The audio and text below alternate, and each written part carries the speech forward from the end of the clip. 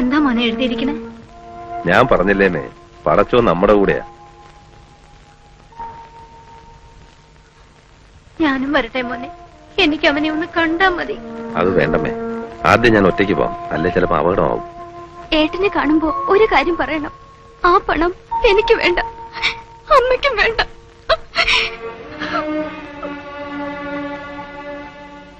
ശരി അവള് പറഞ്ഞത്, എനിക്ക് അവൻ മാത്രം മതി.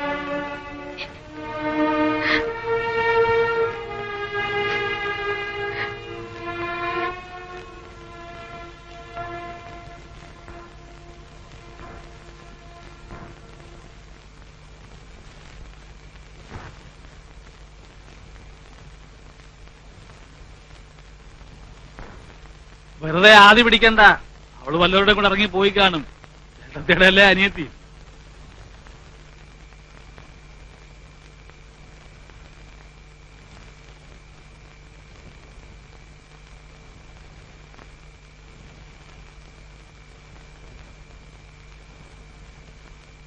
തങ്കം വന്നോ ലക്ഷ്മി? ഇല്ല, ദീപാരാധന കഴിയണവർ വന്നിട്ടില്ല.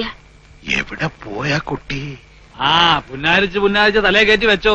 ഇള്ളാ കുഞ്ഞ് അനുഭവിച്ചോ. ആരുടെ കൂടെ പോയി ആർക്കറിയാം. മാരാരുടെ കുട്ടികളോട് ചോദിച്ചോ നീ? ഉവ്, ഉച്ചയ്ക്ക് അവിടെ ചെന്നിരുന്നു അത്രേ. അവക്കാരോടെങ്കിലും പ്രത്യേകിച്ച് വല്ല അടുപ്പമോ പ്രേമമോ അങ്ങനെ എന്തെങ്കിലും ഉള്ളതായിട്ട് അറിയാമോ നിനക്ക്? അങ്ങനെയൊന്നും ഉള്ളതായിട്ട് അറിയില്ല. ഓ പിന്നെ, നിന്റെ ലൈസൻസും വാങ്ങിച്ചോണ്ടല്ലേ അവള് പ്രേമിക്കാൻ പോകുന്നത്. ഞാനൊന്ന് നോക്കിയാ കുറ്റം, മിണ്ടിയാ കുറ്റം, അടുത്തൂടെ പോയാ ഒഴിഞ്ഞു മാറും. എനിക്കെന്താ വല്ല മഹാരോഗമുണ്ടോ? ഒന്നുമില്ലേലും ഞാൻ അവളുടെ ഏട്ടനല്ലേടി. ആരും വിഷമിക്കണ്ട, എന്റെ കുട്ടി തെറ്റൊന്നും ചെയ്യില്ല. അവള് വരും. ഓ വരും, ഒരു 5-6 മാസം കഴിഞ്ഞ് വയറും വീർപ്പിച്ചോണ്ട്. നാക്ക് വളച്ച വൃത്തികെട്ട ഭാഷയെ വരൂ.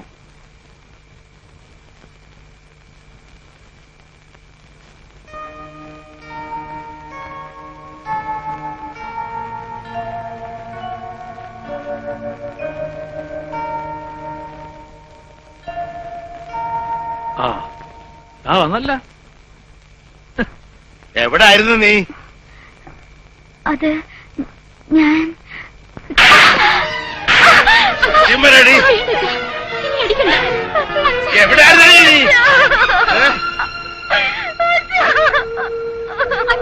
ചീത്തപ്പേര് കേൾപ്പിച്ചിട്ട് ഇടത്തെ പോലെ കാല് പിടിക്കാൻ വന്നാല് അച്ഛൻ തൂങ്ങി നിൽക്കണുണ്ടാവും ഉത്തരത്തേന്.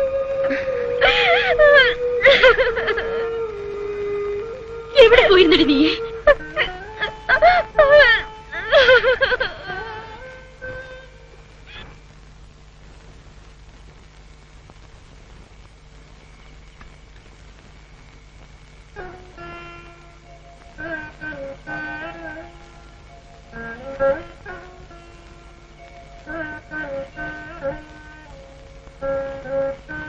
വൈകിയപ്പോ പേടിച്ചു അല്ലേ? ബസ് കിട്ടിയില്ല. ആളെ കണ്ടു.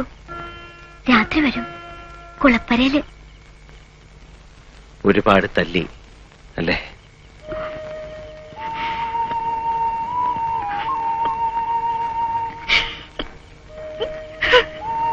തങ്കം,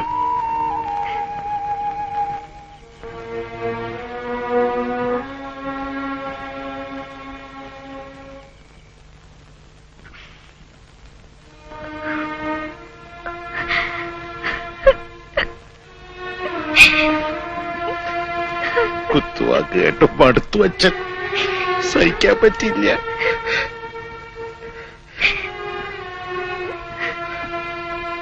വാക്കുകൊണ്ട് പോലും എന്റെ കുട്ടി അച്ഛൻ നോവിച്ചിട്ടില്ല.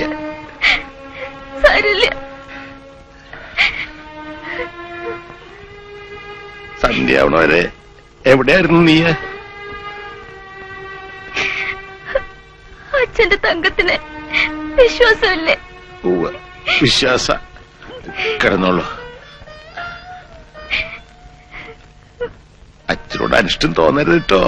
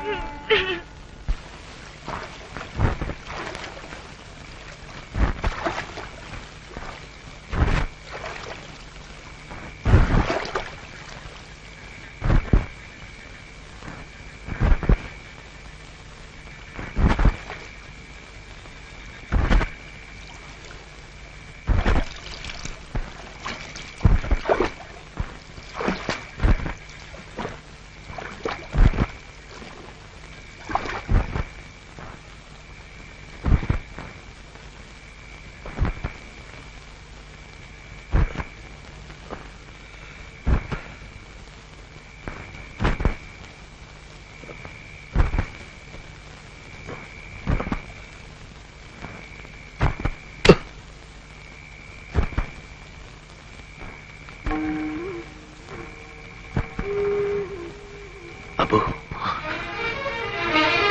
നമ്മൾ കണ്ടുമുട്ടുമെന്ന് ഒരിക്കലും വിചാരിച്ചില്ല. തലനാരിഴയുടെ വ്യത്യാസത്തിലാണ് രക്ഷപ്പെട്ടത്. ഇതുണ്ടോ, വെടികൊണ്ടതാ. അതൊക്കെ പിന്നെ പറയാം. അമ്മ സുഖമായിരിക്കുന്നു പ്രേമി. പാലേട്ടൻ പോയി. ഏട്ടനെ അവര് വന്ന് ഭീഷണിപ്പെടുത്തി. അവരുടെ തോക്കിന്റെ മുമ്പിൽ നിന്ന് പടച്ചോന്റെ സഹായം കൊണ്ടാ ഞാൻ രക്ഷപ്പെട്ടത്. നിന്നെ അവർക്ക് വേണ്ടത്. നിന്റെ പേരിലായിരുന്നല്ലോ എല്ലാം. സാരമില്ല, നിന്നെ അവര് വെറുതെ വിട്ടല്ലോ. നീ എന്നെ തെറ്റിദ്ധരിക്കുമോ എന്ന ഭയമുണ്ടായിരുന്നു. പണവുമായി ഞാൻ മുങ്ങിയെന്ന്.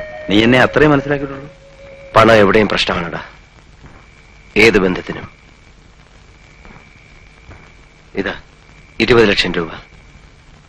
തൽക്കാലം ഞാൻ ദൂരെ എങ്ങോട്ടെങ്കിലും പോവാം, അവർക്ക് കണ്ടെത്താൻ പറ്റാത്ത എവിടെയെങ്കിലും. ഇതിൽ എന്റെ വിഹിതം കൊണ്ട് നീ എന്റെ അമ്മയ്ക്കൊരു വീട് വെച്ചു കൊടുക്കണം, കടങ്ങൾ തീർക്കണം, പ്രേമയെ നല്ല നിലയെ കെട്ടിച്ചുവിടണം, ഏട്ടനും കൊടുക്കണം കൈ നിറയെ പണം. ഞാൻ തിരിച്ചു വരുമ്പോ ധാരാളം കാറും ലോറിയും ബസ്സുകളും ഒക്കെ ഉള്ള അബൂബക്കർ മുതലാളിയായിരിക്കണം നീ. വാങ്ങ. ആർക്കും വേണോടായി പണം? അമ്മയ്ക്ക് വേണ്ട, പ്രേമയ്ക്ക് വേണ്ട, ഏട്ടനും വേണ്ട. അമ്മയ്ക്ക് നിന്നെ മാത്രം മതി. എനിക്കും. നമ്മുടെയൊക്കെ ജീവൻ പണയം വെച്ച് വാങ്ങിയ ഈ പണം എനിക്ക് വേണ്ടടാ. അബു, പിന്നെ ആർക്ക് വേണ്ടിയാടാ നമ്മൾ ഇത് ചെയ്തത്? ഇത് ഞാൻ എന്ത് ചെയ്യും? നിനക്ക് ഇഷ്ടമുള്ളത് ചെയ്യാം. ഞാൻ വന്നത് നിന്നെ കാണാനും രക്ഷപ്പെടുത്താനുമാണ്. നിനക്ക് വേണ്ടി അവർ ഓരോ മുക്കും മൂലയും തിരയുക. കണ്ടുപിടിക്കപ്പെടുന്നതിന് മുമ്പ് ഇവിടുന്ന് രക്ഷപ്പെടണം. ഈ പണം നിനക്ക് അപ്പോൾ ഉപകരിക്കും. എങ്ങോട്ട് പോകും ഞാൻ? നാളെ സന്ധ്യ കഴിഞ്ഞ് ഞാൻ വരും, ഒരു ട്രെയിൻ ടിക്കറ്റുമായിട്ട്. ഏതെങ്കിലും ഒരു രാത്രി വണ്ടിക്ക് നീ രക്ഷപ്പെടണം. സമ്മതിച്ചോ? സമ്മതിച്ചു.